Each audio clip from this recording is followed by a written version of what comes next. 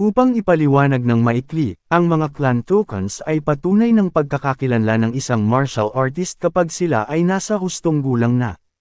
Ang pagbibigay ng mga clan tokens ay nangangahulugang maaari mong hilingin sa taong iyon na tumulong minsan. Sa madaling salita, ito ay ang karapatan na gumamit ng alipin minsan. Muling nagtanong si Sokhan kay Hajo, kapag nasa hustong gulang ka na at may mga clan tokens ka, ibibigay mo ang mga ito sa akin, ayos ba yun?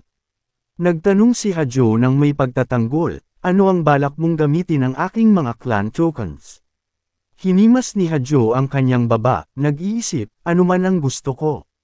Nagsimulang mag-alinlangan si Hajo, sumpa, mga clan tokens, masyadong mapanganib ito. Kilalang kilala siya ni Sokhan at agad siyang pinukaw, anong problema? Natatakot na magpusta pagkatapos matalo minsan. Iniisip mo na ba ang pagkatalo? Nang marinig iyon, siguradong nag-react si Hajo tulad ng manok na tinusok ng karayom, malakas na sumisigaw. Sino ang natatakot matalo? Sige, ipupusto ko ang aking mga clan tokens. Siyempre, kung manalo ako, kailangan muling ibigay ang iyong mga clan tokens at aminin sa harap ng lahat na mas malakas ako sa iyo. Lumapit si Sokhan at nagtanong, ano? Bakit ka humihingi ng tatlong bagay? Tawagin kang leader, pagkatapos ang mga clan tokens, at aminin na mas malakas ka. Kung mag-aasal kang ganyan kabata, hindi ako magpupusta. Pagkatapos ay nagpanggap siyang lumingon at umalis. Nahulog si Hajo sa bitag muli, tinatawag si Sokhan pabalik, huwag kang mapili, maaari ka ring humingi ng tatlong bagay, hindi ba? Ngumiti ng masama si Sokhan, nag-iisip sa kanyang sarili, hinuhukay mo ang sarili mong libingan. Nag-cruise ang kanyang mga braso at sinabi, kung gayon, gawin natin ito, ang talunan ay kailangang sumunod sa panalo hanggang sa sila ay 15 taong gulang, pagkatapos ay magbayad gamit ang mga clan tokens, ayos ba yun?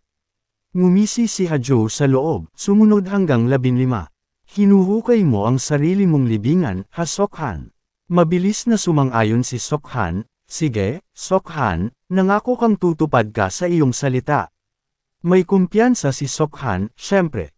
Kaya matapos makumplito ang transaksyon, mabilis na tumakbo si Hajo. Sa sandaling ito, si Hamyang Wu, na mukhang dumadalo sa isang libing, ay lumapit at tinapik ang balikat ni Sokhan, Senior Brother, okay ka lang ba talaga? Nang makita ang kanyang ekspresyon, medyo nagulat si Sokhan, anong problema?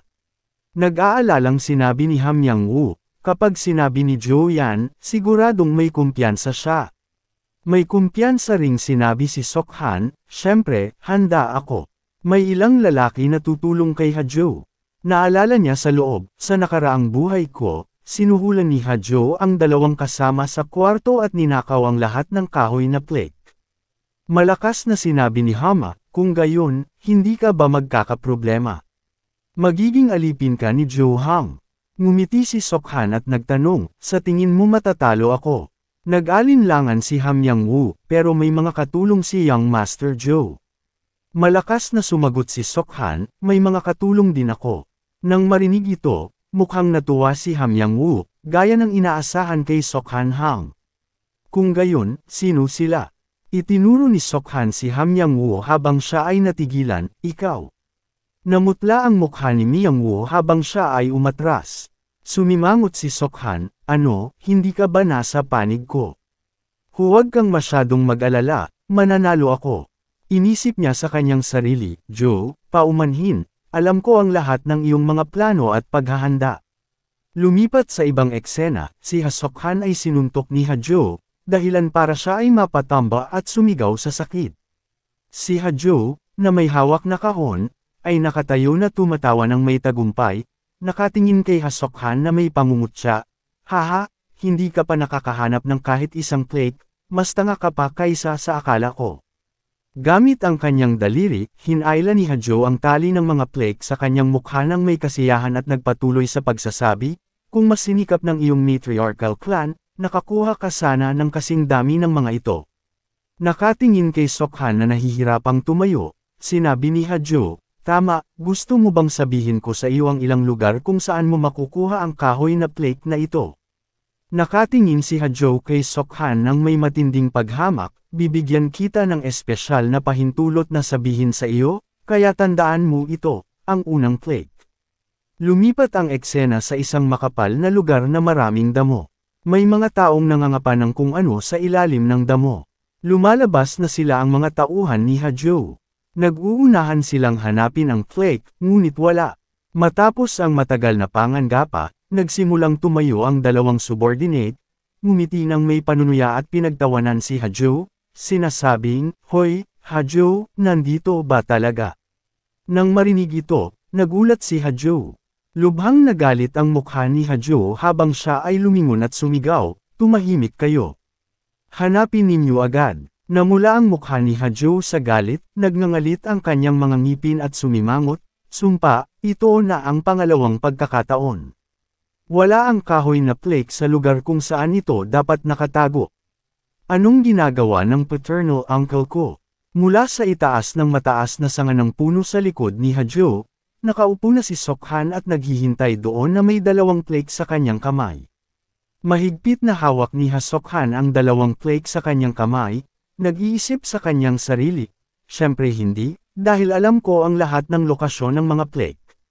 Nakaupo si Sokhan sa puno na may lubos na kumpiyansa, nakatingin sa ibaba. Isang magandang umaga, narinig ang mga boses ng mga tao. Naging maayos ba ang opening ceremony? Sumagot ang isa pang boses, "Tama." Sa loob ng silid ay isang grupo ng mga taong nagsasanay ng martial arts. Isa sa mga taong iyon ay nagsasalita, "Matagal-tagal na rin mula nang magkaroon ako ng pagkakataong makasama ang aking pamilya ng direkta tulad nito. Mataas ang posibilidad na manalo si Joe, tama?" Sabi ng taong nakatayo sa likod niya, dahil ang matriarchal clan ni Joe ay may inside information." Si Hamorang, na ang buong katawan ay nagpapalabas ng isang uri ng masamang aura at pulang mata, itinaas ang kanyang kamay sa kanyang leeg, sinabi, "Ang araw ba ito ng Hing Trading Company?" Hindi inaasahan, ang grupo ng mga taong nagsasanay ng martial arts ay agad na naghanda ng kanilang mga poster at sumugod upang atakihin si Hamorang. Ngunit kasing bilis ng kidlat, marahang hinampas ni Hamorang ang kamay na may hawak ng sandata ng lahat sila isa-isa. Ginamit ni Hamorang ang kanyang kahoy na espada upang hampasin ang kanilang mga kamay hanggang sa sobrang sakit na nila at nabitawan ang kanilang mga sandata.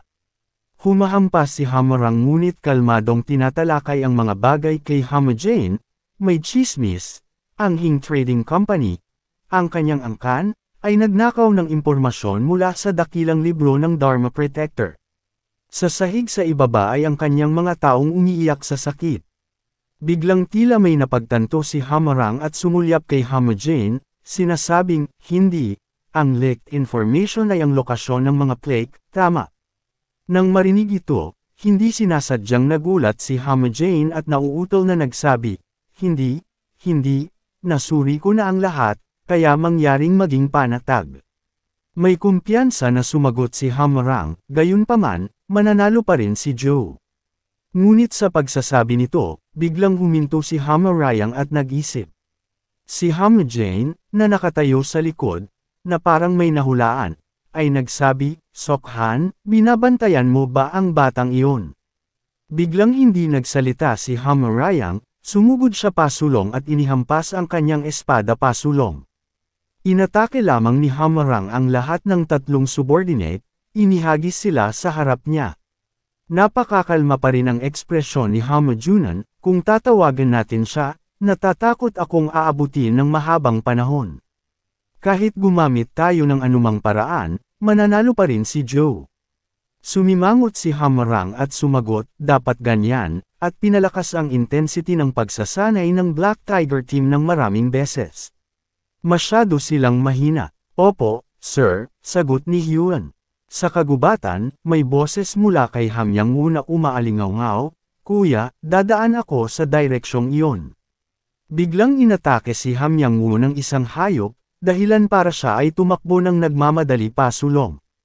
Ito ay isang baboy ramo na may 4 na malalaking pangil at napakabangis na hitsura. Lalo na, may nakasabit na kahoy na flake sa kanyang leeg. Nakangiting tumingin si Hamyang Wu kay Hassan, nag-iisip, gaya ng sinabi niya, mayroon itong kahoy na flake. Tumingin sa malalayong hanay ng mga puno, nag-isip pa si Hama, ngayon, kailangan ko lang itong akitin sa bitag. Nang maakit niya ang biktima sa lugar, malakas na sumigaw si Hamyang Wu, Kuya, ngayon na ang oras. Putulin mo agad ang lubad. Gayunpaman, sa pagtawag niya ng paulit-ulit, walang tunog mula sa mataas na sanga ng puno. Sa sandaling iyon, nanigas ang katawan ni Hamyang Wu sa gulat. Kuya Sokhan, ang likod na niya ay ang likod na ng baboy ramo. Inikat ni Hamyang Wu ang kanyang mga mata at malakas na sumigaw. Mula ngayon, natanggap na ng baboy ramo ang kanyang biktima at dumiretso kay Hamyang Wu. Ibinuko ni Hamyang Wu ang kanyang bibig, nanlaki ang kanyang mga mata at sumigaw sa takot, AK. Alam ko na, Sokhan, isa kang manloloko. Biglang mula sa malalayong sanga ng puno, may kumislap na anino na sumugod mula sa itaas. Si Sokhan, na may hawak na sandata, ay naghahanda ng umatake sa baboy ramo. Infinite celestial pressure. Hindi nagbigkas si Sokhan ng anumang mga incantation at tinamaan ang gitna ng tiyan ng baboy ramo, dahilan para ito ay sumigaw sa sakit. Hindi nagtagal, lumuhad ang baboy ramo sa harap ni Hamyang Wu, dahilan para siya ay matigilan. Sa sandaling iyon, si Hamyang Wu, na may luha sa kanyang mga mata, ay tumangala kay Sokhan, Hek, Sokhan Chan. Malakas na sumigaw si Hamyang Wu. Nang makita ito, si Sokhan, na nakatayo sa katawan ng baboy ramo, nakatingin sa ibaba, ay nagsabi, anong ginagawa mo kanina? Bakit ka tumigil sa pagtakbo? Nasugatan ka ba? Tumalon si Sokhan sa lupa at lumapit kay Hamyang Wu upang magtanong. Humihikbi si Hamyang Wu, mas malakas na umiyak si Hamyang Wu, pagkatapos ay sumugod kay Sokhan, sinasabing, Buho, Kuya, pumunta ka ba dito para iligtas ako? Niyakap ni Hamyang Wu si Sokhan at nauutol na nagsabi, naniniwala akong pupunta ka. Nang makita ito, tinapik ni Sokhan ang ulo ni Hamyang Wu at pilit na ngumiti, okay. Ngunit sa kaibuturan, alam ni Sokhan na katatapos lang niya akong murahin bilang isang manloloko. Pinunasan ni Hamyang Wu ang kanyang mga luha at nagtanong kay Sokhan ng may pag-uusisa, pero saan ka nang galing? Sumagot si Sokhan, tungkol doon, pumunta ako para kunin ito. Masayang ngumiti si Sokhan at itinaas ang kahoy na flake. Sumagot si Hamyang Wu na may sobrang gulat na mukha, kahoy na flake. Tatlo sila, paano mo nagawa ito? Sinabi ni Sokhan na may sobrang proud na mukha, well, ipinakita sa akin ng isang tanga ang lahat ng lokasyon ng mga ito. Nang marinig ito, lubhang naguluhan si Hamyang Wu. Sa wakas, lumapit si Hamyang Wu at pinunit ang lubad, kinukuha ang kahoy na flake sa leeg ng baboy ramo. Itinaas ni Hamyang Wu ang kahoy na flake at sinabi, sa dalawang ito, makakapasa ako sa pagsasanay. Tiniyak mo ang ating tagumpay. Sumagot si Sokhan, tama, nakuha rin natin ang karne mula sa hayop na ito. Agad na nagpatuloy si Sokhan, una, magtatag tayo ng pansamantalang tirahan at hintayin ang pagtatapos ng pagsasanay. Inisip ni Sokhan, mananatili tayo sa isang napakagandang lugar na nakita ko sa nakaraang buhay ko. Sa wakas, unti-unting dumilim ang langit. Sa wakas, dumating silang dalawa sa isang harang ng lambak. Tumangala si Hamyang Wu at sinabi, nasa bangin ba ito? Sumagot si Sokhan, tama, may napakagandang kuwebo doon sa itaas. Proud na nagpatuloy si Sokhan, tutulungan tayo nitong lumayo sa mga mababanggas na hayop at iba pang kalahok. Walang mas magandang lugar kaysa doon. Agad na sinabi ni Hamyang Wu, maghanap na lang tayo ng lugar dito at matulog pansamantala. Nang marinig ito, nag-cross ang mga braso ni Sokhan at sumagot, hindi pwede, ituring mo itong pagkakataon para magsanay. Sinabi ni Sokhan, pero paano mangyayari iyon? Agad na sumagot si Sokhan, kung mabagal ka pa rin, mauubos ang karne ng baboy ramo. Nang marinig iyon, sumigaw si Hamyang Wu, kung gayon, mauna na ako doon. Mabilis na umakyat si Hamyang Wu sa harang ng may kahirapan. Nakatingin kay Hamyang Wu, inisip ni Sokhan, tanga talaga siya. Hindi ko alam kung paano siya magiging hubad na mamamatay tao. Hindi kaya ibang tao iyon.